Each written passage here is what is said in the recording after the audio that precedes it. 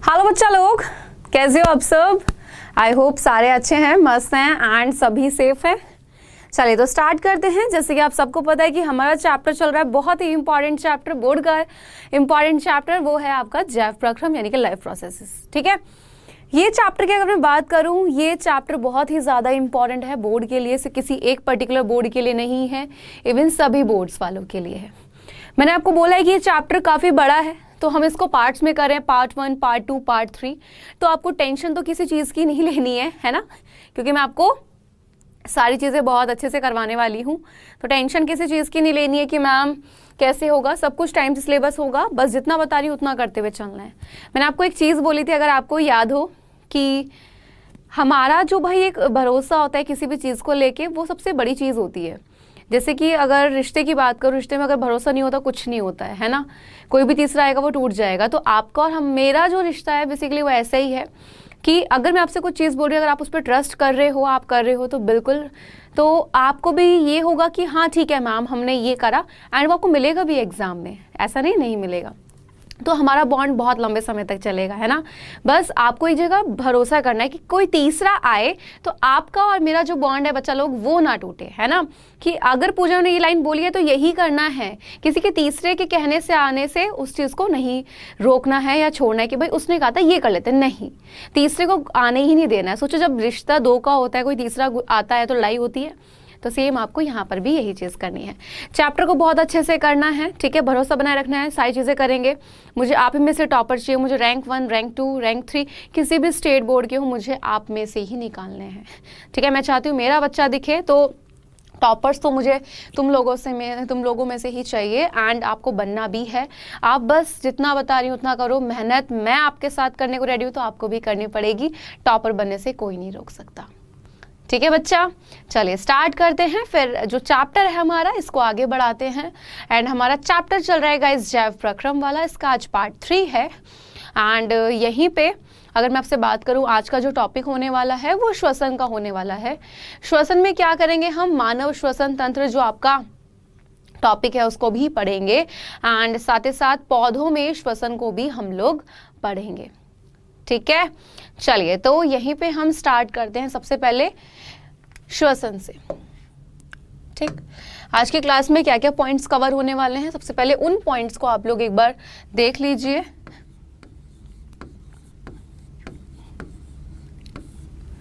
ठीक है, सबसे पहला श्वसन, सेकंड पॉइंट सांस लेना। ओके, नंबर 3 पॉइंट आ जाएगा आपका श्वसन के प्रकार, यहीं पे मैं आपको श्वसन पथ पढ़ाऊंगी। फिर हम पढ़ेंगे मानव श्वसन तंत्र। बेटा जितना पढ़ा रही हूँ ठीक तरीके से बस पढ़ते चलना है, अभी हम बहुत अच्छे तरीके से चलेंगे। देखो आपने एक चीज देखी है, कहानी सुनी थी कि कछुआ और जो खरगोश होता है, खरगोश धीरे धीरे नहीं चलता है, वो कैसे चलता है, वो बहुत तेजी के साथ चलता है, लास्ट में से लगता है कि अरे वो आ रहा है, और वो सो जाता है। ठीक है, खरगोश ऐसे तो करता है, तेजी से आया भाग के, है ना, और लास्ट में देखो तो कछुआ बहुत दूर है और वो सो जाता है, फिर वो हार भी जाता है ना। तो और कछुआ क्या करता है कि धीरे धीरे चलता है, और देखता है वो तो सोया पड़ा, वो रेस भी जीत जाता है। तो अभी हमें क्या करना है, ध्यान से सुनना, अभी हमें कॉन्सेप्ट को समझना है धीरे धीरे कि भाई आखिर कहना क्या चाहते हैं। अभी हमें कछुआ बन के चलना, लेकिन इतना धीरे चाल भी नहीं चलनी है। जैसे ही आएगा अगस्त, हमें बन जाना है खरगोश।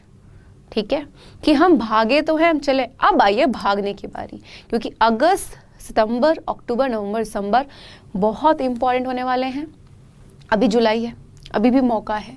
ठीक है, अभी भी जिन बच्चों ने पढ़ाई स्टार्ट नहीं करे, कर दो फटाफट से। ओके है, तो कछुए और खरगोश की कहानी से क्या मिलता है कि हमें कहीं पे तो धीरे चलना है, कहीं पे हमें भागना भी है।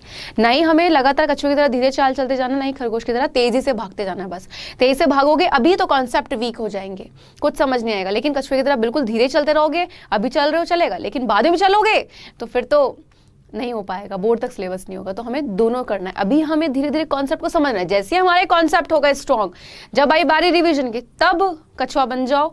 जब तक बोर्ड नहीं आ जाता वो स्पीड पकड़ के फिर तुम्हें रखनी पड़ेगी। ठीक है, एंड इसी के साथ मैं आपको पढ़ाऊंगी क्या, पौधों में श्वसन।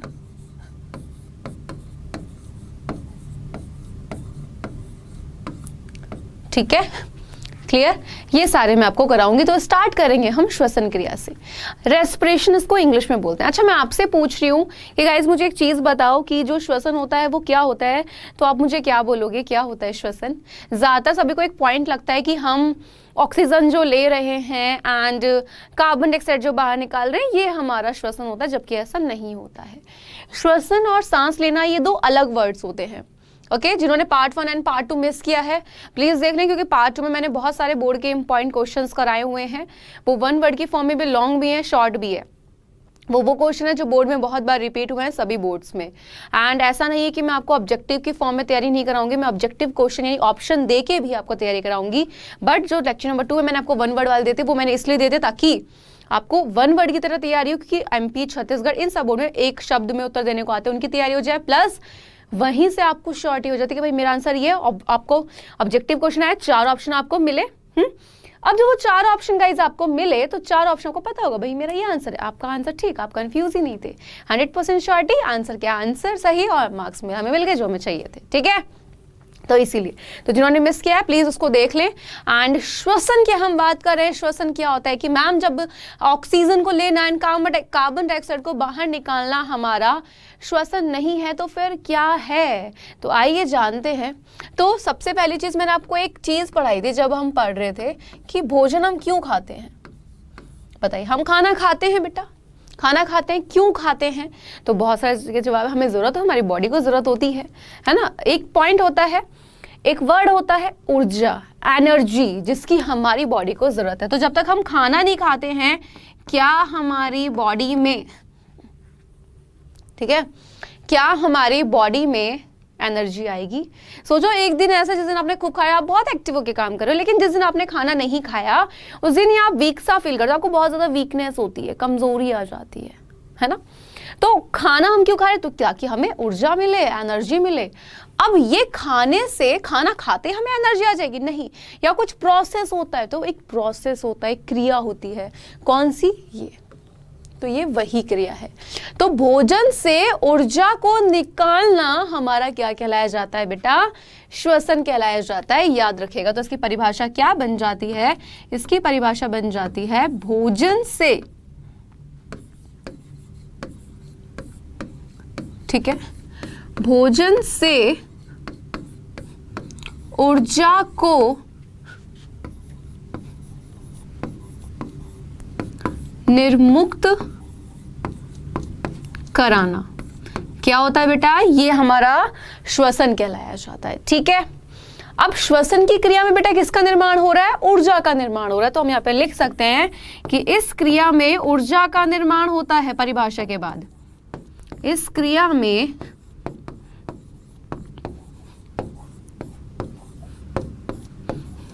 ऊर्जा का निर्माण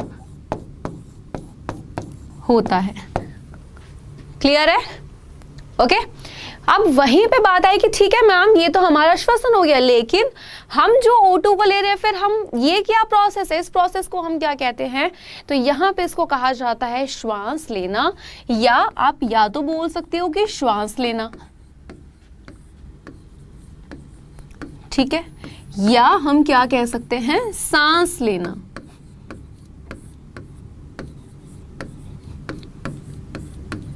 ओके बेटा, या तो आप बोलोगे श्वास लेना या सांस लेना, दोनों एक ही बात है, इसलिए मैंने लिख भी दिया ताकि आपको कंफ्यूजन ना रहे। अब ये क्या होता है?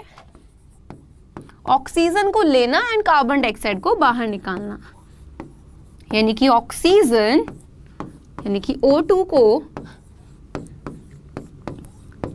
बाहर निकालना,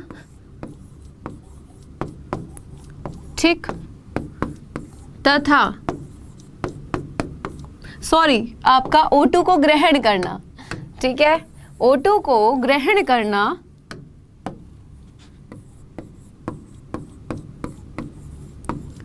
ठीक, तथा CO2 क्या है बच्चा? Carbon dioxide. Okay, carbon dioxide जो होती है ये हमारे शरीर के लिए एक अपशिष्ट पदार्थ है, यानी एक तरीके से बेकार पदार्थ है, इसकी हमारी बॉडी में जरूरत नहीं होती है। तो O2 को ग्रहण करना, ठीक है, तथा कार्बन डाइऑक्साइड को बाहर निकालना, हमारा क्या कहलाया जाता है, सांस लेना या श्वास लेना।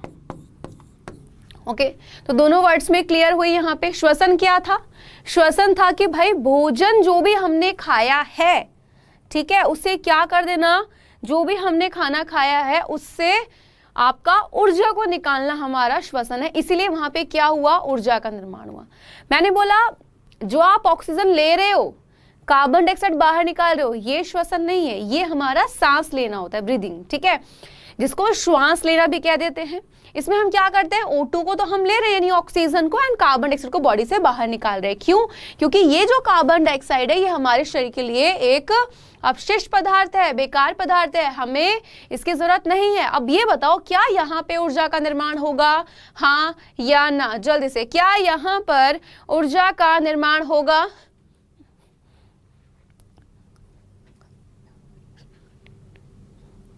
बताइए। चलिए तो बेटा यहां पर ऊर्जा का निर्माण नहीं होता, यानी कि आपका नेक्स्ट पॉइंट क्या होगा कि इस क्रिया में, ओके, किसका, ऊर्जा का निर्माण नहीं होता।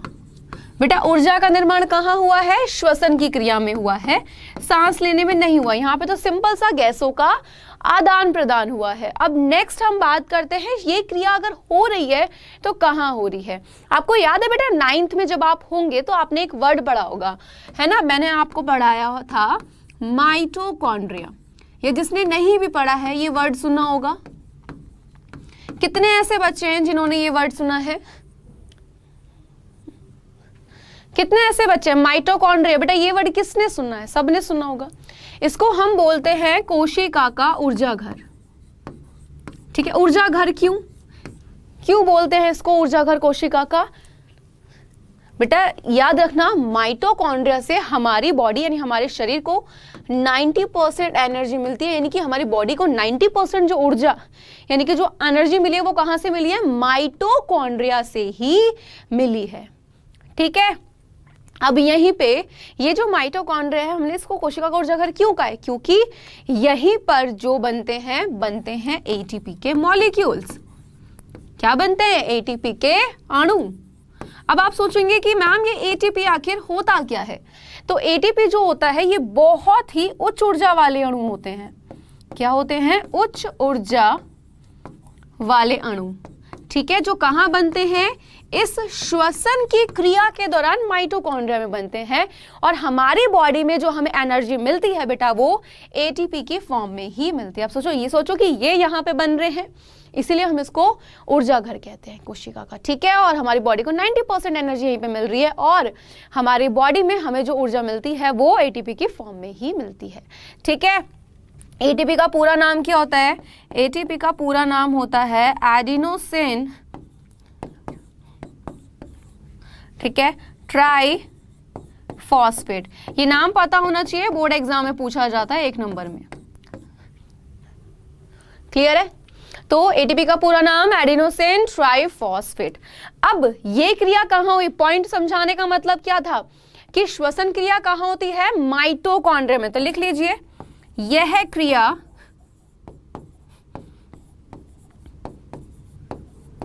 कहां पर होती है बेटा, माइटोकॉन्ड्रिया में होती है, ठीक है।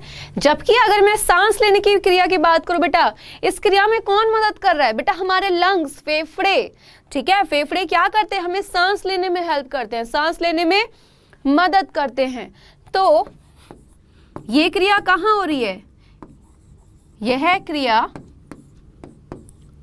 फेफड़ों के माध्यम से हो रही है,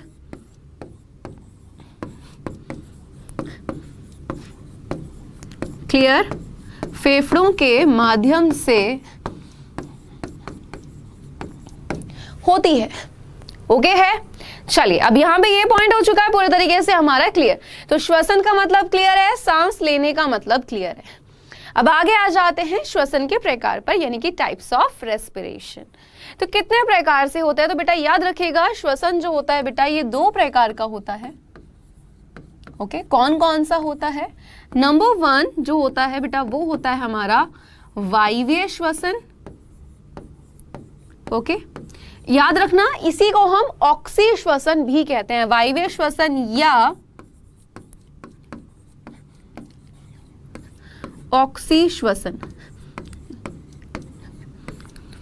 ओके, सेकंड आ जाता है आपका अवायवीय श्वसन।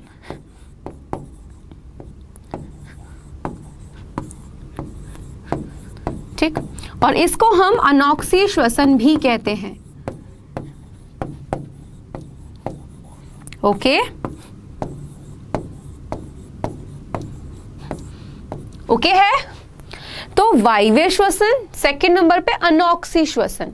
ठीक है, तो श्वसन दो प्रकार का है, वायवीय और अवायवीय। वायवीय को ऑक्सी श्वसन भी कहा जाता है, अवायवीय को अनॉक्सी भी कहते हैं। इसको वायवीय श्वसन क्यों कहते हैं? क्योंकि बेटा ये किसमें होता है? O2 की उपस्थिति में होता है, यानी कि वायवीय श्वसन तभी होगा जब ऑक्सीजन होगी। ठीक है, ऑक्सीजन की उपस्थिति के कारण ही हम बोलते हैं कि भाई वायवीय श्वसन है। जबकि अगर मैं आपसे बात कर रही हूं अवायवीय श्वसन की, तो बेटा ये O2 की अनुपस्थिति में होता है, यानी कि भाई यहां पर हमें किसकी जरूरत नहीं है बेटा? यहां पर हमें जरूरत नहीं है O2 की। क्लियर? यहां से भी क्वेश्चन आता है कि O2 की उपस्थिति में जो श्वसन होता है उसको आप क्या बोलोगे? वायवीय। ठीक है, अब यही पर श्वसन के प्रकार के बाद आता है आपका श्वसन पथ। ये है क्या पथ? श्वसन पथ। तो हमने देखा श्वसन की क्रिया दो तरीके से हो रही है। अब एक चीज ध्यान रखना बहुत ध्यान से, ठीक है, ये चार्ट आपको करना है। ये जो चार्ट है ये बोर्ड एग्जाम में सीधा जाता है शॉर्ट में, कभी कभी लॉन्ग क्वेश्चन में भी आ जाता है। एंड ये आपका इंग्लिश में है, मैं अभी पूरा हिंदी में करके बताऊंगी, लेकिन आप इसको अगर ऐसे लिख कर आना चाहते हो आप ऐसे भी लिख सकते हो। ठीक है, तो क्या इसमें करना क्या है? तो ध्यान से देखिए, सबसे पहले क्या होता है बेटा? ग्लूकोज होता है ना? क्या होता है? ग्लूकोज। तो इसको एक बार चलिए बनाते हैं फटाफट से। ठीक है, ग्लूकोज है। ग्लूकोज किस में बदलता है? पायरुवेट में। ठीक, अब ग्लूकोज जो है वो पायरुवेट में बदला है, ये क्रिया क्या है? ग्लूकोज का पायरुवेट में बदलना, तो ये भी तो एक क्रिया ही है एक तरीके से। तो बेटा याद रखिएगा, ये जो क्रिया हुई है इसको हम बोलते हैं ग्लाइकोलाइसिस।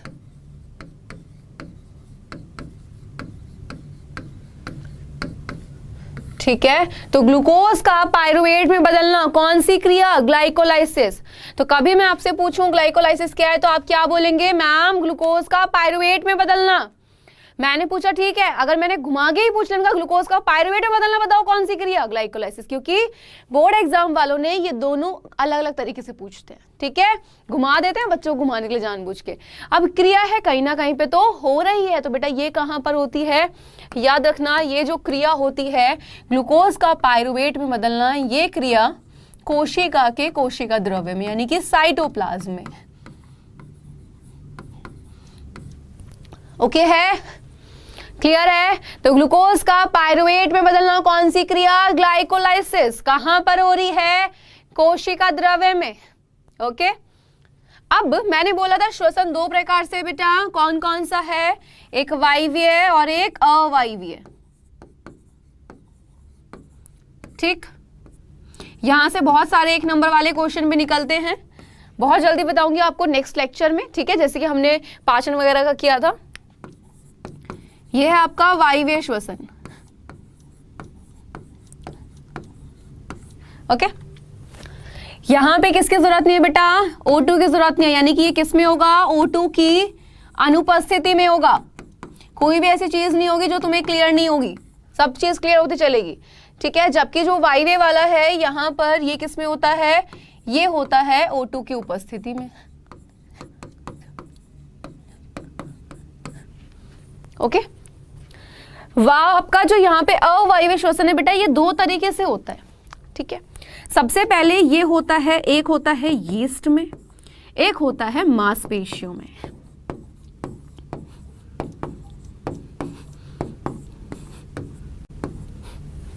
ठीक है, यीस्ट क्या है? ध्यान से देखिए बेटा, यीस्ट जो है बेटा ये एक प्रकार की कवक है।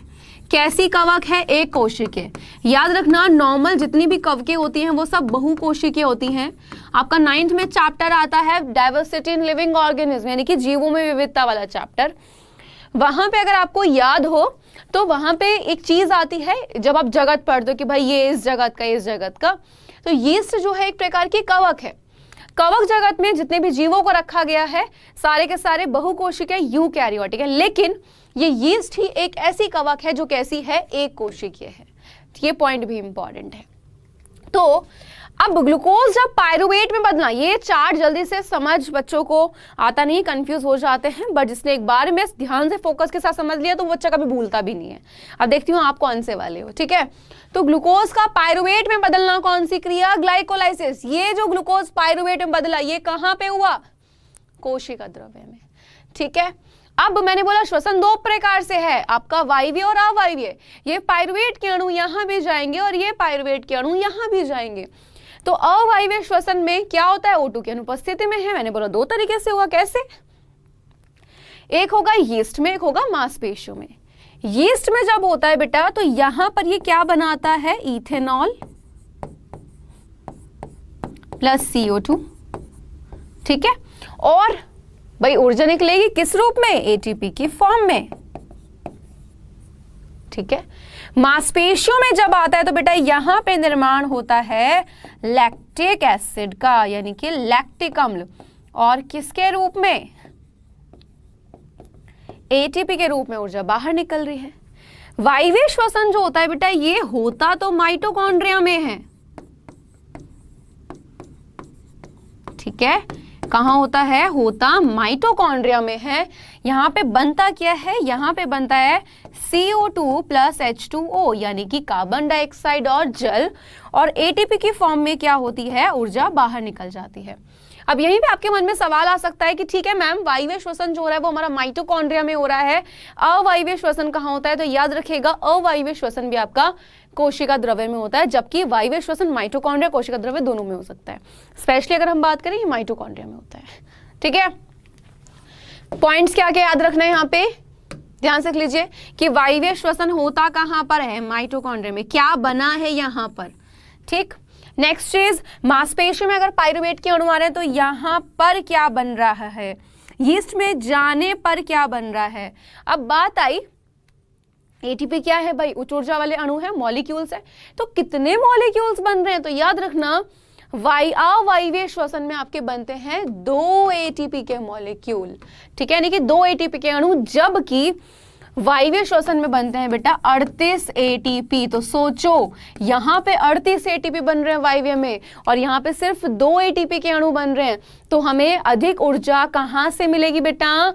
हमें जो ऊर्जा मिलेगी ज्यादा वो मिलेगी वायवीय श्वसन में, ठीक है। यही है आपका पूरा का पूरा रेस्पिरेटरी पाथवे, यानी कि श्वसन पथ, ठीक है। यहाँ पर आपका इंग्लिश में है, आप करना चाहते हो कर सकते हो, कोई दिक्कत नहीं है। ये आपका पूरा हिंदी में। एक बार साइड हो जाओ, एक बार ध्यान से देख लो इसको, ठीक है। और ये चार्ट हर बच्चे की कॉपी पर बना होना चाहिए, ठीक, ताकि जब नेक्स्ट लेक्चर आए मैं आपसे क्वेश्चन पूछूं आपको पता हो। अब हमने क्या क्या चीजें जानी है? अभी हमने ये चीजें जानी, श्वसन क्या है, हमने जाना श्वास लेना यानी कि सांस लेना क्या है। नंबर 3 पॉइंट हमने जाना श्वसन के प्रकार क्या है, फिर हमने जाना श्वसन पथ। अब बारी किसकी आएगी? मानव श्वसन तंत्र की, यानी कि ह्यूमन रेस्पिरेटरी सिस्टम। कैसे हमारी बॉडी में भाई हम गैसों का आदान प्रदान कर पा रहे हैं, हम कैसे भाई ये चीज़ें हो पा रही हैं, ये सब चीज़ें जानेंगे। तो मानव श्वसन तंत्र पूरा का पूरा हम यहाँ पे पढ़ेंगे सिस्टम को, ठीक है। एक और सिस्टम पढ़ने जा रहे हैं, नेक्स्ट सिस्टम, बहुत ही इंपॉर्टेंट। एंड इसका जो स्टार्टिंग होती है वो होती है आपके इस डायग्राम से। ये डायग्राम सबसे पहली चीज़ सभी बच्चों को आना चाहिए। मैं वापस बोल रही हूँ, डायग्राम की प्रैक्टिस अभी से स्टार्ट करें, वरना जब एग्जाम पास में आ जाएगा, बोर्ड एग्जाम पास में आ जाएगा, आप कंफ्यूज हो जाओगे, आपको कुछ नहीं आएगा। तो वही कंफ्यूजन लाइफ में ना हो, वही कंफ्यूजन आपको एग्जाम में ना हो, तो अभी से क्लियर करते चलो कि अच्छा ये ऐसे ये ऐसे, ठीक है। और डायग्राम की प्रैक्टिस अभी से करते चलने, वरना जब लास्ट टाइम पे करोगे कुछ समझ नहीं आएगा, कहाँ पे क्या नाम लिखना है, कहाँ पे क्या लाइन खींचनी है। एंड आप बोलेंगे मैम डायग्राम की प्रैक्टिस करा दो। एक बच्चों को बहुत सारे क्वेश्चन आते हैं कि मैम डायग्राम की प्रैक्टिस कब होगी? बेटा डायग्राम की प्रैक्टिस जब होगी मैं बता दूंगी तुम्हें, है ना, लेकिन अभी के लिए तुम्हें खुद से प्रैक्टिस करनी है। और एक चीज याद रखना, डायग्राम तुम्हें कोई कितना भी सिखा दे कि मैंने सिखाया बेटा ये लाइन यहाँ पे, लेकिन जब तक तुम खुद से कॉपी पेन नहीं उठाओगे नहीं हो सकता। ठीक है, चलो तो जितने भी नाम देख रहे हो कि करके हम इनको पढ़ेंगे। एंड सबसे पहले जो नाम आ जाता है वो आ जाता है नासिका या नासाद्वार। तो बेटा नोज जो होती है, ठीक है, हम क्या कर रहे हैं, सांस लो लो। सबसे पहले कौन काम आया, नाक, है ना। तो जो नोज होती है हमारी, ठीक है, यहां से आप क्या करा, आपने O2 को लिया,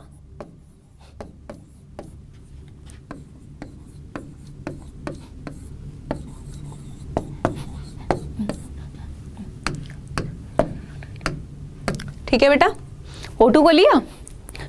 अब यहां से आपने सबसे पहले नाक का इस्तेमाल किया, आपने मुंह का क्यों नहीं इस्तेमाल किया। आप बोलोगे मैम लेते तो मुंह से भी सांस लेते हैं।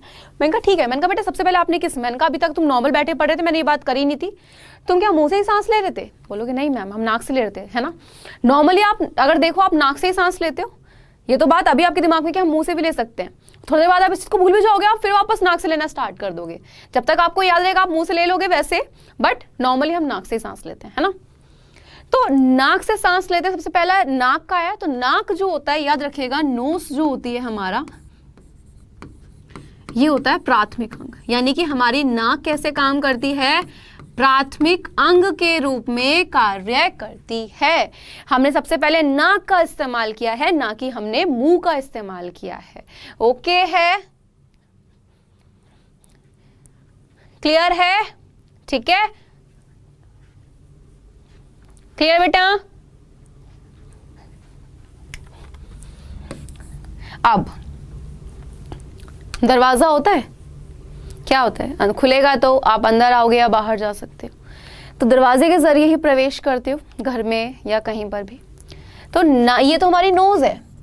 अब यहां से जो वायु प्रवेश करती है तो क्या होते हैं, एक जोड़ी छिद्र होते हैं, एक इस तरफ है, यानी कि एक जोड़ी में कितने होते हैं, 2 छिद्र होते हैं। तो एक इधर है एक इधर है, तो इनको बोलते हैं नासा छिद्र। जहां से, यानी कि भाई ये जो आपने देखा कि जो छिद्र होते हैं नाक में, इनको बोलते हैं नासा छिद्र। और यहां से जहां से वायु प्रवेश कर रही है वो होता है नासा द्वार। ठीक है, अब यहीं पे नाक का क्लियर हो गया, प्राथमिक अंग के रूप में काम किया। यहीं पे आपका ध्यान से देखना, ये जो वायु यहाँ से प्रवेश कर रही है ये आगे जाएगी, आगे की बात बाद में, उससे पहले हम मुंह की बात करेंगे। मुख जो होता है बेटा हमारा द्वितीयक अंग के रूप में कार्य करता है। किसके रूप में, किसके रूप में, द्वितीयक अंग के रूप में कार्य करता है। क्लियर है, ओके। अब द्वितीयक हमने क्यों, द्वितीय का मतलब क्या, दूसरे नंबर पे, क्योंकि पहले नंबर पे तो हमने नोज का इस्तेमाल किया। अब हो गया जुकाम, सांस नहीं आ रही है, तो हम किसका इस्तेमाल करेंगे, अपने मुख का इस्तेमाल करेंगे। ओके, तो इसीलिए मुख काम करता है द्वितीयक अंग के रूप में। और यहां से क्वेश्चन आता है आपका 1 नंबर का ऑब्जेक्टिव है। बाकी इस जो आज हम टॉपिक्स पढ़ रहे हैं ना, इनके जितने भी आपकी क्वेश्चन प्रैक्टिस होगी वो मैं अलग से नेक्स्ट वाले लेक्चर में कराऊंगी। ठीक है, तो यहाँ पर अब दोनों में फर्क क्या है, नाक से और मुंह से सांस लेने में। तो बेटा फर्क ये होता है कि जब हम नाक से सांस लेते हैं तो हमारे नाक में क्या होते हैं, बाल होते हैं। तो जब हम वायु को लेते हैं तो वो वायु शुद्ध होकर छनकर अंदर जाती है। लेकिन जब हम मुंह से सांस लेते हैं वो डायरेक्ट अंदर चली जाती है, जिससे वो छनकर नहीं जाती है। तो बैक्टीरिया वगैरह का हमारी बॉडी में जाने का खतरा बन जाता है और हम बीमार भी पड़ सकते हैं। ठीक है, अब यहीं पर आगे बढ़े, आगे कौन सा पार्ट आता है, ग्रसनी। तो ग्रसनी जो होती है ये अपनी संरचना से बेटा ये सुनिश्चित करती है कि क्या खाना जो है खाने वाली नली में जा रहा है, क्या वायु वाली नली में जा रही है। आपको अक्सर लेटकर खाने से मना किया होगा कि लेटकर खाना नहीं खाना है। क्यों मना कर देते हैं, लेटकर खाना मत खाओ, क्योंकि गलती से भी श्वास वाली नली में चलेगा आपको एकदम से खांसी आती है, आंखों में पानी आ जाएगा, एकदम बुरी हालत हो जाती है ना। तो वही चीज ना हो। एंड ग्रसनी जो होती है इसके 3 भाग होते हैं, ध्यान से सुनना। नासा ग्रसनी, बहुत आसान तरीके से पढ़ा रही हूं, तुम्हें कहीं से कहीं तक दिक्कत नहीं आएगी। मुख ग्रसनी,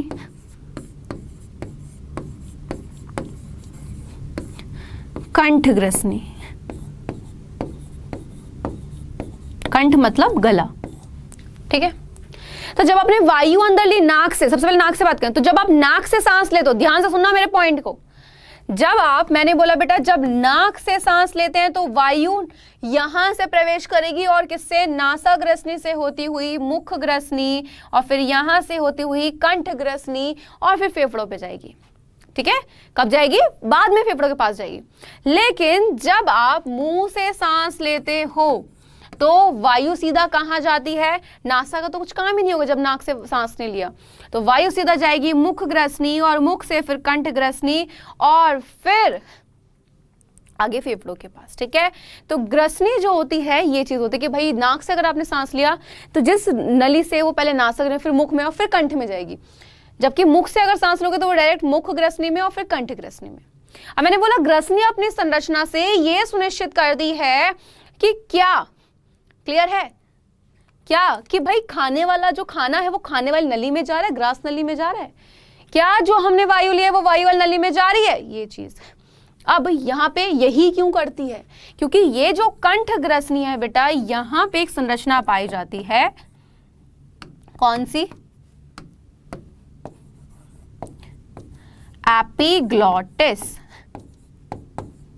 ओके, ये अगर आप अपना मुंह बड़ा सा खोलोगे ऐसे आ करके तो आपको एक गले में घाटी जैसी संरचना दिखाई देगी। वो क्या है, एपिग्लॉटिस है। एपिग्लॉटिस जो होता है बेटा, ये क्या काम करता है, स्विच की तरह, कि जब खाना आया तो खाने वाली नली में भेज दिया, वायु आई तो वायु वाली नली में भेज दी। ठीक है, ये इसका काम होता है। एंड एपिग्लॉटिस को हम हिंदी में बोलते हैं घाटी ढक्कन। एपिग्लॉटिस से बेटा क्वेश्चन पूछा जाता है। ओके, चलिए अब नेक्स्ट आगे बढ़ते हैं। अब आ जाता है श्वास नली। क्या होता है कि भाई हमने सांस ले ली, मुंह में आई, कंठ में गई, अब वायु को आगे पहुंचाना फेफड़ों से। तो भाई जो ये आप नली देख रहे हो, जिस नली के जरिए फेफड़ों तक वायु पहुंच रही है, इसको हम बोलते हैं श्वास नली। इंग्लिश में इसको बोला जाता है ट्रैकिया। ओके, तो ये श्वास नली कुछ इस तरीके से होती है। ठीक है, एंड इसमें ना यहाँ पे ये सी टाइप के छल्ले बने होते हैं, इनकी संख्या होती है 9।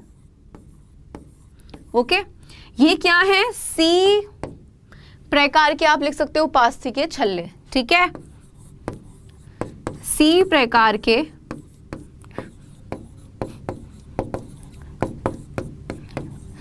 उपास्थि के छल्ले, रिंग टाइप संरचना है।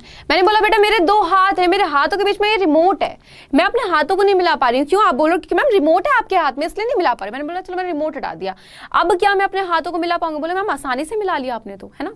तो ये छल्ले कुछ ऐसे, इन छल्लों का काम क्या है, इन छल्लों का काम कुछ ऐसी है। तो ये ऐसे ही काम करते हैं। क्या करते हैं, ये जो संरचना है, ये जो एक नली है, पाइप है, इसको आपस में मिलने से रोकते हैं, क्योंकि अगर ये मिल गई तो वायु आगे पास नहीं हो पाएगी। तो यहां से क्या होती है बेटा, यहां से वायु प्रवेश करती है। जैसे आपने सांस ले ली, नाक से नासा ग्रसनी में गई, मुख में गई, फिर कंठ से, फिर इस नली से होती हुई जाएगी फेफड़ों के पास। और ये किसके बने होते हैं, उपास्थि के बने होते हैं। उपास्थि क्या होते हैं, देखो हड्डी तो मजबूत है, जैसे हमारे हाथ पैरों की हड्डी, कान का ये वाला हिस्सा पकड़ो, नोज का ये वाला हिस्सा पकड़ो, तो क्या होता है, बहुत लचीलापन है। तो ये जो लचीलापन होता है, ये कुछ इस तरीके के छल्ले बने होते हैं। ठीक है, तो ये उपास्थि के छल्ले होते हैं यहाँ पे, जो क्या करते हैं, इस नली को चिपकने से रोकते हैं ताकि वायु जो हो सीधा आगे फेफड़ों के पास पहुंच जाए। अब ये क्या होता है कि ये जो नली होती है ना, ये श्वास नली आई, ये संरचना थी बेटा,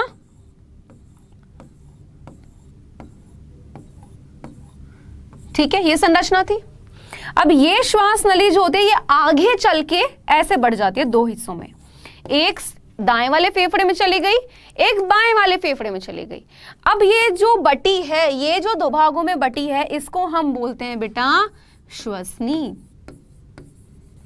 ठीक है, क्लियर। अभी तक सीधी आ रही थी, यहां से वायु आई। अब फेफड़े क्या होते हैं, एक दायां फेफड़ा होता है, एक बायां फेफड़ा होता है।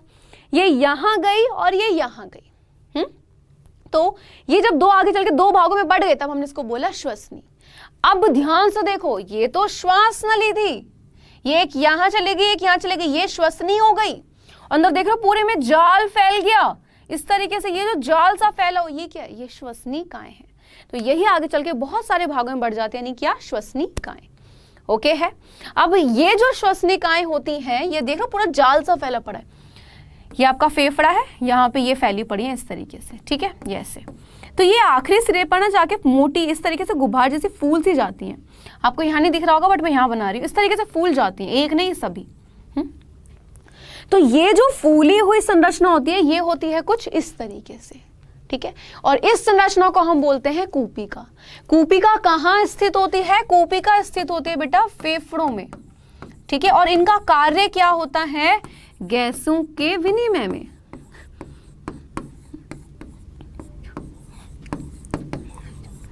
ये क्या काम करता है बेटा? ये काम करता है गैसों के विनिमय का, यानी कि गैसों के आदान प्रदान का कार्य करता है, ठीक है। तो हम क्यों बोलते हैं कि फेफड़े गैसों के आदान प्रदान में हेल्प करते हैं? क्योंकि ये कूपिका स्थित होती है फेफड़ों में, ठीक है। ध्यान से देखो, ये आपका फेफड़े थे, श्वास लिया, 2 भागों में बटी, अंदर पूरे में फैल गई, फैली श्वसनिकाएं।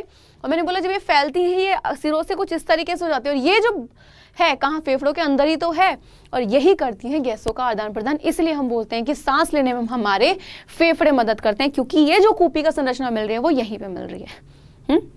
और आपको जो सिगरेट पीने से मना करते हैं वो इसलिए मना करते हैं क्योंकि मैंने आपको एक्सपेरिमेंट करके भी दिखाया था, है ना। तो वो जो पदार्थ निकला था वो इनके ऊपर जम जाता। अब सोचो इसके ऊपर जम गया, क्या गैसें आदान प्रदान होंगी? नहीं होंगी, है ना। दिक्कत होगी सांस लेने, बिल्कुल हो जाएगी।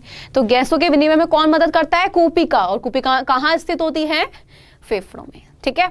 अब लास्ट पार्ट आता है आपका श्वसन मांसपेशी। ये जो ग्रीन कलर का आपको दिख रहा है इसको बोला जाता है डायाफ्राम,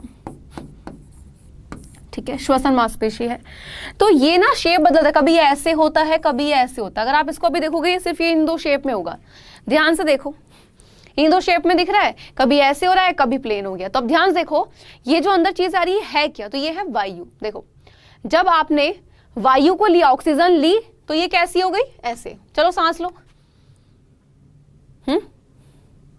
हुआ? बताओ। और अब कार्बन डाइऑक्साइड को बाहर निकालो, कुछ फर्क पड़ा पसलियों में? तो जब आपने सांस ली तो ये ऐसे हो गया, यानी कि भाई कैसे हो गया? फ्लैट, ठीक है, क्लियर है। और जब आपने कार्बन डाइऑक्साइड को बाहर निकाला तो ये कैसे हो गया? ध्यान से, ऊपर की तरफ उठा। तो जब हम O2 को लेते हैं तो ये ऐसा हो जाता है, जब कार्बन डाइऑक्साइड को बाहर निकालते हैं तो ये इस तरीके से हो जाता है, ठीक है। और यहां पर आकर तुम्हारा का पूरा हो जाता है मानव श्वसन तंत्र कंप्लीट। लेकिन एक पॉइंट बस आपको ध्यान रखना है कि आपका यहाँ पे एक पॉइंट आएगा, ठीक है। ये आपको डिटेल में तब समझ आएगा जब मैं हृदय वाला पढ़ाऊंगी, इसलिए पॉइंट मैंने अब तक नहीं बताया। वो होता है क्या? श्वसन वर्णक, ठीक है। तो बेटा श्वसन वर्णक जो होता है वो हमारा होता है हीमोग्लोबिन। अब आप बोलेंगे मैम हीमोग्लोबिन तो हमारा आरबीसी में होता है, यानी ब्लड में होता है। तो हीमोग्लोबिन रुधिर को लाल रंग तो देता ही देता है ना। आरबीसी जो होती हैं, आरबीसी को रेड कलर तो देगा ही। और बेटा इसको श्वसन वर्णक के नाम से भी जाना जाता है। क्यों? क्योंकि ये क्या करता है? हीमोग्लोबिन किस में होता है बेटा? आरबीसी में होता है।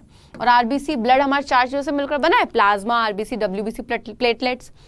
तो ये जो श्वसन वर्णक होता है हमारा हीमोग्लोबिन, तो हम जब ऑक्सीजन लेते हैं, कार्बन डाइऑक्साइड को बाहर निकालते हैं, तो जो ऑक्सीजन होती है वो किसके साथ? इसके साथ मिल जाती है और हमारे शरीर की कोशिकाओं में पहुंच जाती है। ये क्या करता है? CO2 को वहां से लेकर आता है फेफड़ों में, और वो हमारी बॉडी सांस के जरिए बाहर निकालने में मदद करता है। अभी सिर्फ इतना जानना है, ठीक है। इसके आगे जो भी पॉइंट होंगे वो तब पढ़ाऊंगे जब मानव हृदय वाला टॉपिक पढ़ाऊंगी, ठीक है, तब और अच्छे से क्लियर होगा ये। अभी सिर्फ इतना जाना है कि इसको श्वसन वर्णक कहते हैं। क्यों? क्योंकि ऑक्सीजन को लेके जाएगा हमारे शरीर की कोशिकाओं तक और कार्बन डाइऑक्साइड को बाहर निकालने में हेल्प करेगा, ठीक है। चलिए आगे बढ़े। अब मानव श्वसन तंत्र हो चुका है कंप्लीट। अब बात आई किसमें? पौधों में श्वसन की। तो बेटा पौधे भी किस में आते हैं? सजीव में। श्वसन की क्रिया तो ये भी करते हैं, है ना। और कौन सी क्रिया के जरिए? तो बेटा याद रखना, विसरण की क्रिया के जरिए। विसरण का मतलब होता है फैलाव। तो विसरण की क्रिया के जरिए पौधे क्या करते हैं? श्वसन की क्रिया करते हैं। अब श्वसन विसरण क्या है, कैसे, कौन सी गैस लेते हैं? नॉर्मली आप सबको ये पता होगा कि पौधे जो होते हैं वो दिन के समय या रात के समय एक जैसी गैस ले, लेकिन ऐसा नहीं होता है। याद रखना बेटा, दिन के समय और रात के समय दोनों अलग अलग होता है। दिन के समय की अगर मैं आपसे बात कर रही हूं, ठीक है, तो पौधा दिन के समय क्या करता है बेटा? प्रकाश संश्लेषण की क्रिया। और उस दौरान उसे क्या चाहिए? Carbon dioxide. तो पौधा दिन के समय बेटा याद रखना CO2 को ग्रहण करेगा,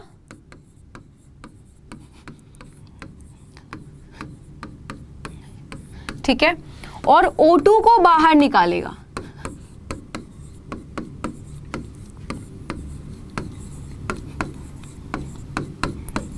ठीक है, किसको? O2 को बाहर निकालेगा। क्यों? क्योंकि भाई दिन के समय वो कर रहा है प्रकाश संश्लेषण की क्रिया, उसको तो जरूरत ही नहीं है। किसकी जरूरत नहीं है बेटा? ऑक्सीजन की, है ना। अब रात के समय क्या होता है? क्या पौधा प्रकाश संश्लेषण की क्रिया करता है? नहीं करता बेटा। तो रात के समय जिस समय पौधा प्रकाश संश्लेषण की क्रिया नहीं करता, उस दौरान वो क्या करता है? अब वो O2 को ग्रहण करेगा, यानी कि रात में, ठीक है। और किसको? CO2 को बाहर निकालेगा। क्लियर है? ठीक है, इसीलिए मना करते हैं रात को पेड़ के नीचे नहीं सोना चाहिए, क्योंकि जब हम सांस लेंगे हमें भी ऑक्सीजन चाहिए। एक पेड़ है उसको भी रात को ऑक्सीजन चाहिए, तो हमारा दम घुटना शुरू होता है, हम वहां से भागने की कोशिश करते हैं। क्यों? क्योंकि पौधा भी कार्बन डाइऑक्साइड को बाहर निकाल रहा है, और कार्बन डाइऑक्साइड एक ऐसी गैस है दम घोटने वाली, तो हम उठ के भागते कि दम घुट रहा है। और लोग कहते हैं कि रात को पेड़ के नीचे मत सो, भूत आ जाएगा। भूत नहीं आता भैया, कोई चुड़ैल नहीं आती है वहां पे, ठीक है, इसलिए मना करते हैं, साइंटिफिक रीजन है। अब ये चीज हो गई। अब बात है, ठीक है, अगर पौधे श्वसन की क्रिया कर रहे हैं तो कैसे कर रहे हैं, कहाँ से कर रहे हैं? तो बेटा जो पौधा होता है हमारा, पौधे में क्या होती है? पत्ती होती है। क्या होती है बेटा? पौधे में होती है पत्ती। इस पत्ती में, ये जो पत्ती होती है, इसमें एक संरचना पाई जाती है रंध्र, यानी कि छोटे छोटे छिद्र होते हैं। ठीक है, रंध्र क्या है बेटा? रंध्र जो होते हैं ये सूक्ष्म छिद्र, यानी कि बहुत छोटे छिद्र होते हैं, जो कहां पर उपस्थित होते हैं बेटा?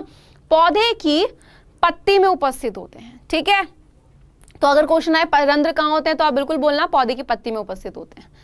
ठीक है, तो अब ये जो रंध्र होते हैं, ये ध्यान से देखो, इसको रंध्र को इंग्लिश में हम बोलते हैं स्टोमेटा। ठीक है, तो हिंदी इंग्लिश दोनों के नेम पता होना चाहिए। तो पत्ती में छोटे छोटे छिद्र होते हैं जिनको हम बोलते हैं स्टोमेटा रंध्र। तो जब इनको देखा जाता है कुछ इस तरीके से दिखता है। ठीक है, इन रंध्रों के दो कार्य हैं, याद रखना, रंध्र के कार्य, दो ही कार्य हैं बेटा। ठीक है, नंबर 1 जो है बेटा वो है गैसों का विनिमय, यानी कि जो CO2 O2 जो भी ये ले रहे हैं बाहर निकाले वो इन्हीं के जरिए, तो गैसों का विनिमय। ठीक, सेकंड आ जाता है आपका कौन सा बेटा? यहीं पे आ जाता है वाष्पोत्सर्जन। ठीक, तो दो काम कर रहे हैं, तो गैसों का विनिमय जो हो रहा है कि पौधा O2 CO2 जब भी ले रहा है उसको बाहर निकाल रहा है, वो रंध्र का ही काम होता है। और दूसरा आ जाता है वाष्पोत्सर्जन। अब बात आई कि मैम ये वाष्पोत्सर्जन क्या है, गैसों का विनिमय का तो हमें क्लियर है।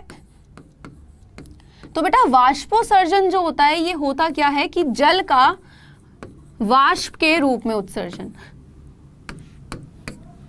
ओके, जल का वाष्प के रूप में उत्सर्जन। उत्सर्जन का मतलब हो जाता है बेटा बाहर निकालना। ठीक है, तो जल का वाष्प के रूप में उत्सर्जन कैसे? सोचो आप पानी गर्म करते हो, जो पानी होता है वो भाप बन के बाहर निकलता है। तो ऐसे ही जब होता क्या है कि पौधा है, अब भाई उसको भी लिमिट में चाहिए। जिस दिन हम खाना भाई जरूरत से ज्यादा खा लिया तो हम पेट बीमार पड़ जाते हैं, पेट में दर्द हो जाता है, कुछ ना कुछ तो होता है ना कि अजीब सा लग रहा है, तभी ठीक नहीं लग रही, अजीब सा हो जाता है ना। तो पौधे को भी हम सोचते हैं कि भाई जब नॉर्मली हम छोटे होते हैं हम सोचते हैं पौधे को बहुत सारा पानी देना, अरे भाई खुश है, लेकिन वो खुश नहीं होता है।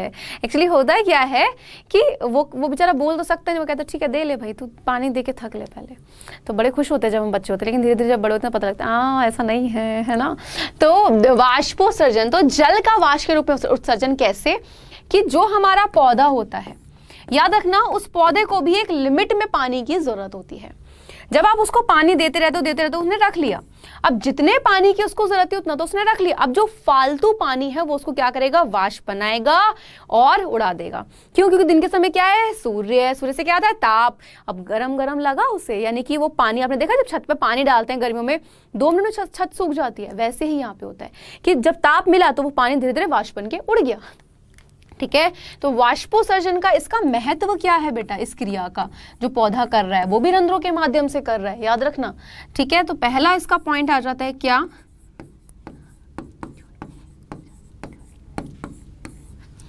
अतिरिक्त जल के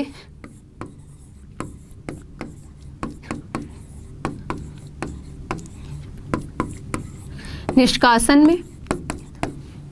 ठीक है, तो अतिरिक्त जल के निष्कासन में, निष्कासन का मतलब होता है बाहर निकालना, तो जितना भी फालतू पानी होता है इसको बाहर निकालना। एंड सेकंड चीज, पौधे के ताप के नियमन में, ये इसका महत्व है, इसके अलावा कोई और महत्व नहीं है। पौधे के ताप के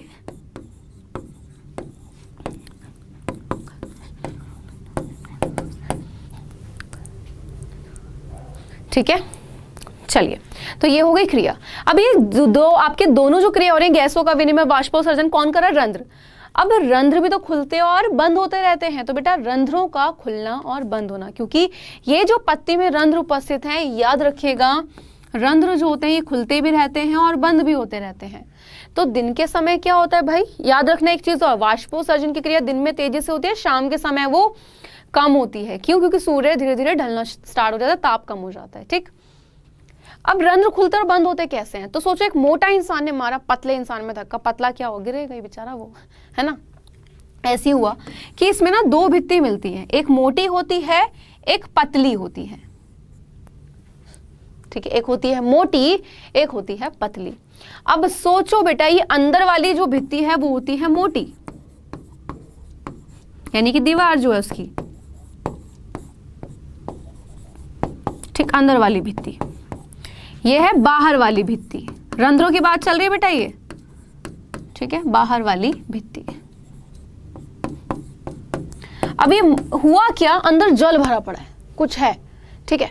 अब ये दबाव आ रहा है इस मोटी भित्ति पे, इस मोटी भित्ति ने जिस पे धक्का लगा इसको, इसने मार दिया पतली वाली में धक्का, और ये पतली वाली क्या होगी, खुल गई। तो ऐसे ही होता है बेटा, याद रखना रंध्रों का खुलना और बंद होना द्वार कोशिकाओं पर डिपेंड करता है। ठीक है, किस पर, द्वार कोशिकाओं पर, और द्वार कोशिकाओं की जो संख्या होती है वो होती है 2। ठीक है, ये चित्र आप सबको आना चाहिए, ये डायग्राम सबको आना चाहिए। ये देखो, ये खुला हुआ रंध्र दिखाया गया और वो बंद है। हरित लावक आप सबको पता है, ये है द्वार कोशिका, एक ये रही और एक ये रही। ठीक है, तो अंदर की होता क्या है कि जब रंध्रों खुलना होता है तो अंदर जैसे अब जो जल उसको वाष्प बन के उड़ाना, तो भाई यहाँ पे अंदर की मोटी वाली भित्ति क्या करती है बेटा, बाहर की पतली वाली भित्ति पे दबाव डालती है, और जैसे पतली वाली भित्ति पे दबाव पड़ा क्या हो गया, रंध्र खुल गए, और जब सारा पानी बाहर निकल गया धीरे धीरे ये बंद हो जाते हैं। बस इतना सा काम है। जैसे गुब्बारा है, गुब्बारे को हमने क्या किया कि हमने उसमें पानी भरा, जब पानी उसमें भरा तो गुब्बारा फूलता है, एक टाइम आएगा उसमें दबाव बन जाएगा, फूट जाएगा पानी बाहर। कुछ ऐसे ही होता है, यहाँ पे भी ऐसी प्रेशर आता है, और अंदर की मोटी वाली भित्ति जो होती है बाहर की पतली वाली भित्ति पे जब दबाव डालेगी, तेजी के साथ दबाव डालेगी तो रंध्र खुल जाएंगे। ठीक है, क्लियर है बिल्कुल।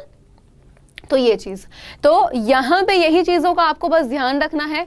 पूरा का पूरा मानव श्वसन तंत्र हो गया, पौधों में श्वसन पूरा बता दिया, विसरण की क्रिया के जरिए हो रहा है, दिन और रात के समय अलग अलग हो रहा है। किसके माध्यम से हो रहा है, रंध्रों के माध्यम से, और रंध्रों का 2 काम है, कौन कौन से, एक आपका गैसों का विनिमय जिसमें सिर्फ गैसें आदान प्रदान होंगी, एक वाष्पोत्सर्जन। वाष्पोत्सर्जन होता है जल का वाष्प के रूप में उत्सर्जन, कि जब पौधे को एक लिमिट से ज्यादा पानी दिया जाता है, जितने उसकी जरूरत होती है वो उसको तो रख लेता है, लेकिन जितना भी फालतू पानी होता है उसको वाष्प बना के उड़ा देता है। इसका फायदा क्या होता है इस क्रिया का, कि भाई अतिरिक्त जल का निष्कासन, यानी कि जितना भी फालतू पानी था उसको बाहर निकालने में, एंड पौधे के ताप के नियमन में, यानी कि पौधे का ताप जो होता है वो नियत रहता है। अब रंध्र जो होते हैं वो क्या होते रहते हैं, खुलते और बंद होते रहते हैं, और रंध्रों का खुलना और बंद होना किस पे डिपेंड करता है, द्वार कोशिकाओं पर। और द्वार कोशिकाओं की संख्या कितनी होती है, तो इनकी संख्या जो होती है वो होती है 2। ठीक है, इसमें होता क्या है कि अंदर की मोटी वाली भित्ति, यानी कि अंदर वाली भित्ति कैसी होती है, मोटी, और बाहर वाली कैसी होती है, पतली। तो अंदर की जो मोटी वाली भित्ति होती है वो बाहर की किस पे, पतली भित्ति पर दबाव डालती है, जिससे क्या हो जाते हैं, जो रंध्र होते हैं वो खुल जाते हैं। ठीक है, चलिए, तो आज की क्लास में जो जो पॉइंट्स कवर हुए हैं ध्यान से देख लीजिए। श्वसन मैंने पढ़ा दिया, ठीक, सांस लेना पढ़ा दिया, ओके। नेक्स्ट, श्वसन के प्रकार ये बता दिया, यानी कि हमारा पूरा श्वसन आज कंप्लीट हो गया है। ओके, नेक्स्ट है यहाँ पे आपका कौन सा बेटा, श्वसन पथ। ठीक है, मैंने आपको मानव श्वसन तंत्र पढ़ा दिया,